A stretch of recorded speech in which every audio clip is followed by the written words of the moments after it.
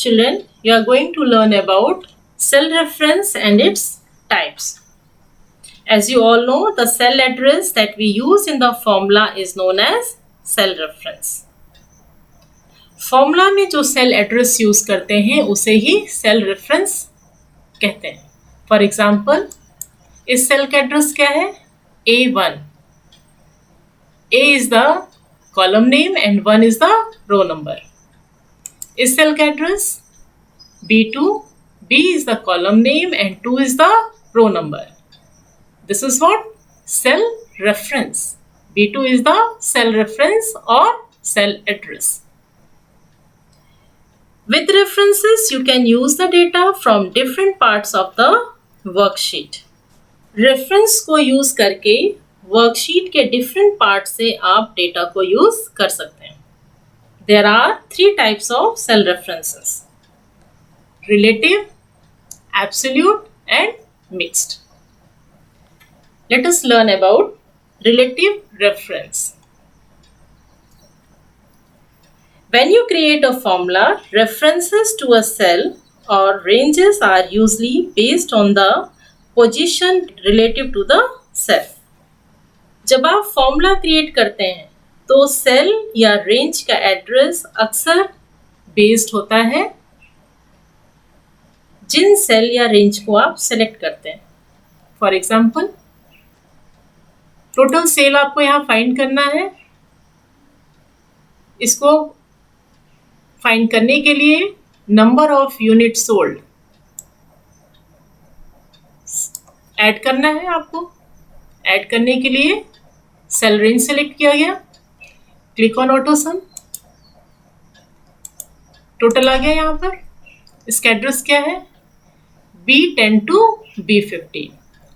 अगर आप इसी फॉर्मूला को यहाँ पे कॉपी करते हैं, अब इसका सेल एड्रेस देखिए, range of cell address C10 to C15 अपने आप बदल गया.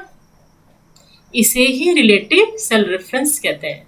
रिलेटिव सेल रेफरेंस में जहां भी आपका सेल पॉइंटर है, ऑटोमेटिकली वो सेल एड्रेस ले लेते हैं, या जो भी आपने सेल रेंज चूज किया है उसका एड्रेस अपने आप चेंज हो जाता है. This is relative cell reference. Next is absolute reference. Absolute reference में सेल के एड्रेस को नहीं बदलते हैं. When we do not want to change the cell reference of the cell while copying the formula to another cell. जब हम formula को copy एक सेल से दूसरे सेल में कर रहे हैं लेकिन उसका सेल एड्रेस या सेल रेफरेंस नहीं बदलना चाहते हैं तो एब्सोल्यूट सेल रेफरेंस को यूज करते हैं. एब्सोल्यूट सेल रेफरेंस को लिखने के लिए डॉलर साइन लगाया जाता है कॉलम नेम से पहले और रो नंबर से पहले. जैसे यहाँ लिखा है $A$1 plus $A$2. Let us calculate the incentive at the rate of 10% on monthly sales. Monthly sale ये है आपका और इंसेंटिव परसेंट आपका 10% यहाँ पे लिखा हुआ है. इंसेंटिव अमाउंट फाइंड करने के लिए फॉर्मूला लिखेंगे आप इक्वल टू B10 इंटू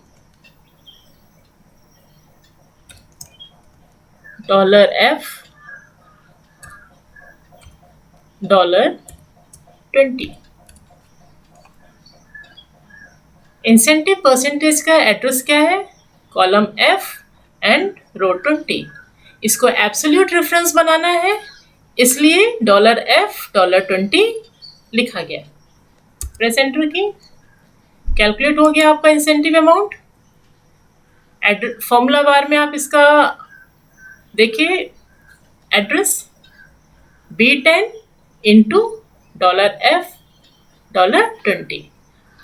बाकी और भी मंथ के इंसेंटिव अमाउंट कैलकुलेट करने के लिए प्लस सिंबल हो गया ये आपका कर्सर का चेंज. माउस का लेफ्ट बटन क्लिक करिए, होल्ड करके रखिए और जहाँ तक आपको कॉपी करना है इस फॉर्मूला को आपने सेलेक्ट किया और ड्रैग कर दिया। लेफ्ट बटन माउस का छोड़ दिया आपने। कैलकुलेशन हो गया आपके सभी मंथ के इंसेंटिव अमाउंट। यहाँ पे सेल एड्रेस देखिए, B11 into $F $20, B12 into $F $20, B13 into $F $20। It means B column में जो एड्रेस लिखा हुआ है वो रिलेटिव है कॉलम के लिए, जो अपने आप बदल रहा है, और $F $20 ये एब्सोल्यूट है, ये किसी भी सेल पे आप ले जाओ ये एड्रेस नहीं बदल रहा है। ठीक है, तो ये था absolute reference. Next you will learn about mixed reference. It is a combination of relative and absolute reference. Mixed reference को जब हम लिखते हैं तो उसमें रिलेटिव और एब्सोल्यूट दोनों ही रेफरेंस का कॉम्बिनेशन होता है। In this type of reference either row or column has to remain fixed. Mixed reference में या तो कॉलम या रो फिक्स रहेगा, जैसे कॉलम A1, तो यहाँ पे कॉलम A फिक्स है लेकिन रो नहीं फिक्स है, रो चेंज हो सकता है 1 2 3 4। $2, अब यहाँ पे कॉलम चेंज होगा ABCD कुछ भी, लेकिन रो नहीं बदलेगा, रो 2 ही रहेगा। तो मिक्स्ड रेफरेंस में या तो कॉलम या रो नंबर से पहले $साइन लगेगा। To calculate actual expenses formula लिखेंगे equal to $C10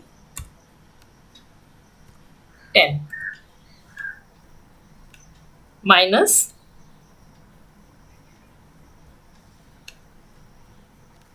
F $21। Press enter की।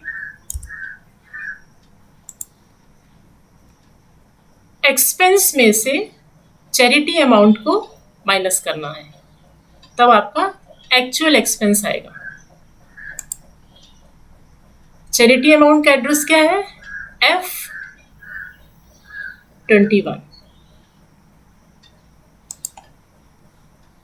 तो और एक्सपेंस का आपका इसमें कॉलम C फिक्स करना है लेकिन रो फिक्स नहीं करना है ना, तो $C10, ठीक है, माइनस F $21। अगर आप बाकी और मंथ का एक्चुअल एक्सपेंस फाइंड करना चाह रहे हो, कॉपी करिए formula, press the left button key, hold it down of the mouse and drag it up to the desired location. यहां पर देखिए एड्रेस क्या हो गया, $C11 माइनस F $21, $C12, रो चेंज हो रहा है आपका यहाँ पर और कॉलम C फिक्स है। तो ये था आपका mixed reference. Children, next we will learn about how to use cell reference of another worksheet. दूसरे वर्कशीट के सेल रेफरेंस को कैसे यूज करें। जैसे ये शीट 3 आपका खुला है, शीट 1 में आपने टोटल फाइंड किया हुआ है, ये टोटल सेल, एक फॉर्मूला लगा है यहाँ पर इक्वल टू सम B5:B10। इस फॉर्मूला को कॉपी करेंगे, select the cell, press Ctrl+C to copy the formula. Dashed border यहाँ पे बन गया, ये शो कर रहा है कि आपका फॉर्मूला कॉपी हो गया। शीट 3 को ओपन करेंगे, यहाँ पर इसको कॉपी करना है, प्रेस Ctrl+V। फॉर्मूला कॉपी किया, ऑटोमेटिक आपका टोटल यहाँ हो गया सैलरी का।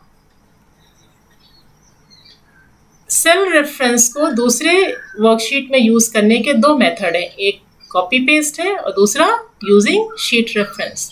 तो ये आपने क्या यहाँ पे सीखा, यूजिंग कॉपी पेस्ट ऑप्शन। ठीक है, नेक्स्ट सेल रेफरेंस हम कैसे यूज करें, शीट का रेफरेंस। इसे यूज करने के लिए जाइए उस शीट पे, पहले आप एड्रेस देखिए क्या देना है। सपोज जनवरी मंथ की सैलरी कहाँ पर है, यहाँ पे D5 में, शीट 1 है और कॉलम डी के रो नंबर 5 में जो आपका कंटेंट है उसे आपको ऐड करना है शीट 3 में। शीट 3 में आइए, क्या फॉर्मूला लिखेंगे आप, इक्वल टू,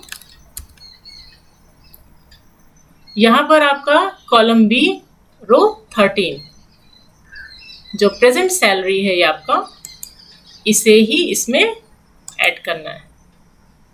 P13 देखिए आ गया, प्लस शीट 1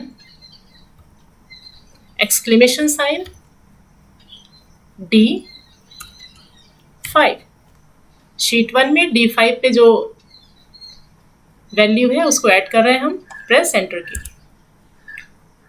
हो गया कैलकुलेशन। तो यहां पर आपने क्या किया, शीट रेफरेंस को यूज किया। So children, it was all about cell reference and its types, and also you have learned how to use cell reference of another worksheet. Thank you.